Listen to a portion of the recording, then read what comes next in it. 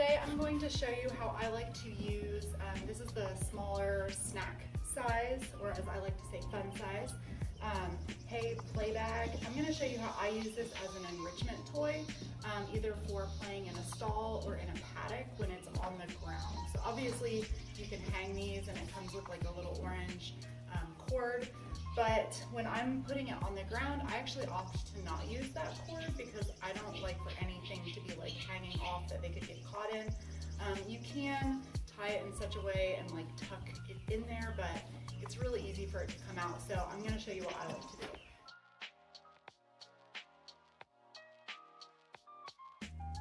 So when I'm using this for enrichment, I like to make it a little more interesting than just hay.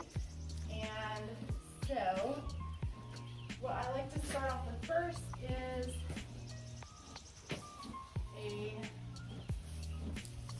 I'll usually start with a flake of hay and go ahead and put that in the bottom.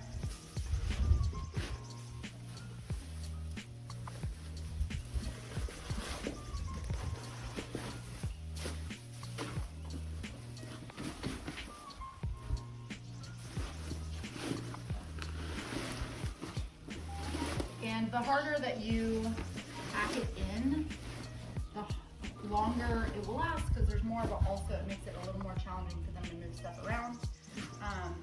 And so basically what I'm going to be doing is layering hay, and then I've got some tasty like sweet feed here.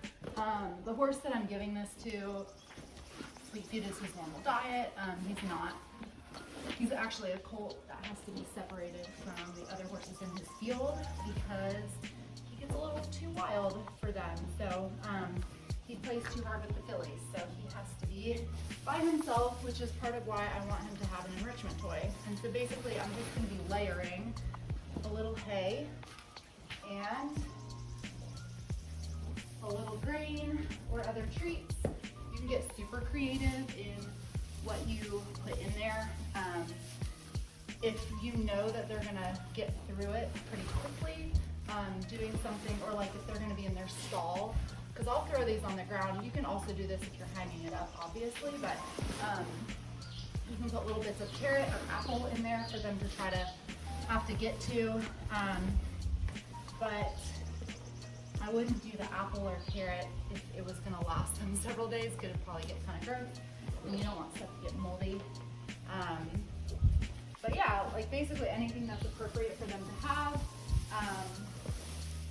You know, just know your environment. If this is going to attract a bunch of pests and it's not going to be eaten through quickly, then you might want to change up what you're putting in there. But for my horses that can't have this type of sweet feed, I'll usually use just like some of their grain. I'll use a chopped forage. They really love the chopped forage. There's one that's called stress-free that smells a little minty, and they're obsessed. And mixing that in with hay is a great way for me to get them to eat hay and fill up on that before I kick them back out into the pasture.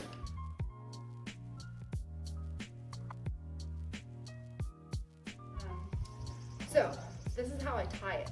I'm going to use baling twine, and I'm going to start through one eyelet, doesn't matter which one, and you don't have to do it perfect.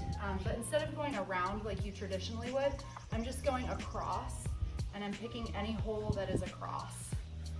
So I'm going across, across, across. It almost makes like a star pattern. And then when I get to the end, I'm going to pull it really tight so these holes are super small. And I'm going to tie it in a really tight knot. Do a double knot. Make sure that's on there really good. I like to finish it off with what's called an overhand knot. It sounds fancy, it's not. You just loop it through and make the loop, pull the end through, and then cinch it down. And that's because this knot won't easily back itself out. And then once I've tied that knot, I just cut off the ends because it's baling twine. And now I can go toss it out in the field. Let's do it.